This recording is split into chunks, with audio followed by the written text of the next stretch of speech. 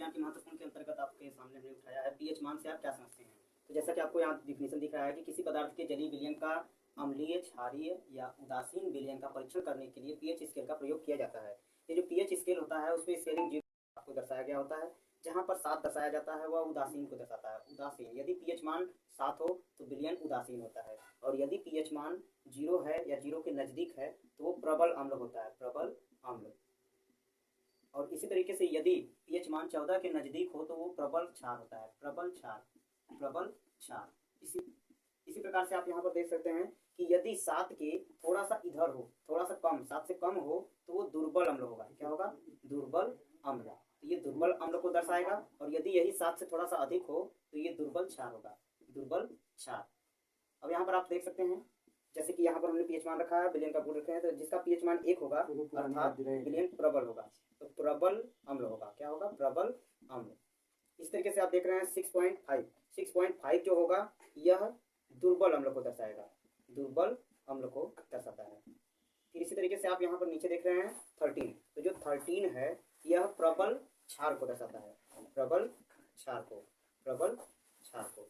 और 7 उदासीन विलयन को, उदासीन विलयन को दर्शाता है। और इसी तरीके से 7.4 जो है ये दुर्बल क्षार को दर्शाता है, दुर्बल क्षार को दर्शाता है। ओके, जैसा कि आप यहाँ देख रहे हैं दुर्बल क्षार 7.4 जो होगा वह दुर्बल क्षार को इंडिकेट करता है। अब आपको यहाँ पर बता दें कि इस ग्राफ में क्या किया गया है। ये ग्राफ जो है हाइड्रोजन आयन और हाइड्रोक्साइड आयन को रिप्रेजेंट कर रहा है। तो किसी भी विलयन में यदि हाइड्रोजन आयन की सांद्रता, हाइड्रोजन आयन की सांद्रता यदि अधिक है, हाइड्रोजन आयन की सांद्रता क्या है? अधिक है, तो वह अम्लीय माध्यम होगा, यानी कि उसका माध्यम क्या होगा? अम्लीय होगा, यानी अम्लीय। और इसी तरीके से यदि हाइड्रोक्साइड आयन की सांद्रता अधिक है, हाइड्रोक्साइड आयन की सांद्रता अधिक है तो वह क्षारीय होगा। यदि हाइड्रोक्साइड आयन की सांद्रता अधिक है तो क्या होगा? क्षारीय होगा। ओके, तो आप यहाँ पर देख सकते हैं कि किसी भी विलयन में जो सांद्रता है, हाइड्रोजन आयन और हाइड्रोक्साइड आयन, इन दोनों की सांद्रता के आधार पर निर्धारित होता है। जिसकी सांद्रता अधिक होगी वह माध्यम उसके आधार पर निर्धारित हो जाएगा। यदि H+ है तो आपको मैं बता दूं कि ये H+ आयन जो है जल के अणु से मिलकर हाइड्रोनियम आयन बनाता है, H3+O।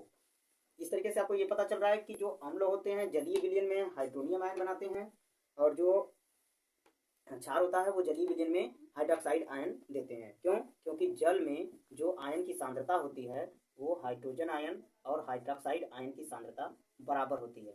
हाइड्रोजन आयन और हाइड्रोक्साइड आयन की सांद्रता बराबर होने के कारण माध्यम में इनकी सांद्रता बढ़ जाती है, तो उसके आधार पर इसका निर्धारण कर दिया जाता है। तो जैसा कि आपको इस ग्राफ में दिख रहा है ये 7 को इंडिकेट कर रहा है।